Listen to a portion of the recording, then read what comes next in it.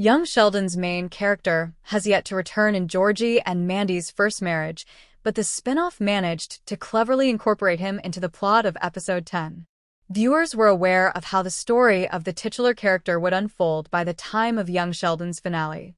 He would soon meet the actors of The Big Bang Theory because his adolescent self was now residing and working at Caltech. Sheldon would then move in with Leonard, and the original show's plot would shortly begin. It could appear that Georgie and Mandy's first marriage doesn't need Sheldon at all, given that The Big Bang Theory's finale left him in a very ideal position and that Young Sheldon's closing flash-forward demonstrated that things had only gotten better for him and Amy.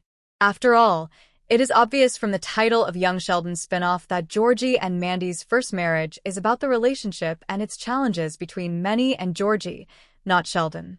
Sheldon's attendance is still less essential because viewers are aware of his hectic schedule at Caltech.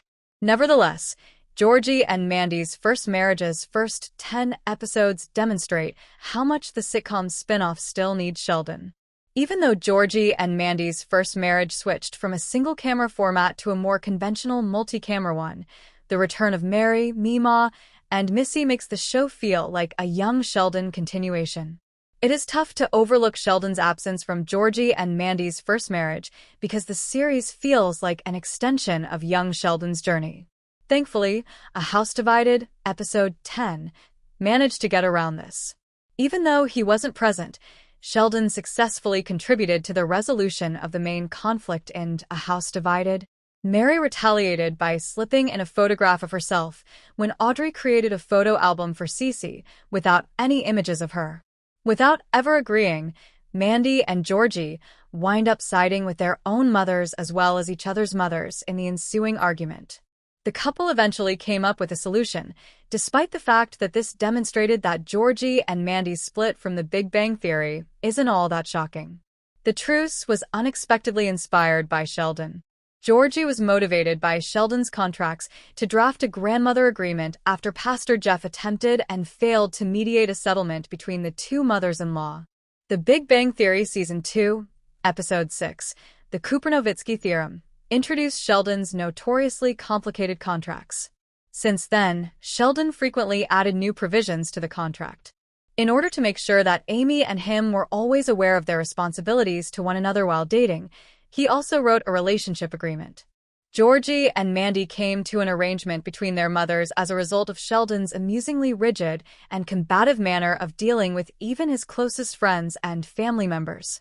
There will inevitably be flaws in the grandmother agreement because the couple, not Sheldon, wrote it up. The agreement might not work out because Audrey and Mary's actions thus far suggest that neither would be above taking advantage of these weaknesses. Even still, the plot made it simpler for viewers to understand Sheldon's ongoing absence from Georgie and Mandy's first marriage because he had a noticeable impact on the spin-off's plot. It is unclear when Sheldon will make an appearance in Georgie and Mandy's first marriage, despite the fact that he is frequently mentioned in passing in the spin-off. Even though he currently stars in Young Sheldon and The Big Bang Theory, it is crucial that Georgie and Mandy's first marriage feels like a standalone program while still being connected to him. In order to avoid the series feeling too much like Young Sheldon, it would be counterproductive for Sheldon to make an early appearance. It is becoming more and more obvious that Georgie and Mandy's first marriage is not going to end anytime soon as the upcoming spin-off of The Big Bang Theory gets ready to broaden the series' universe. The spin-off is therefore free to introduce Sheldon at its own pace.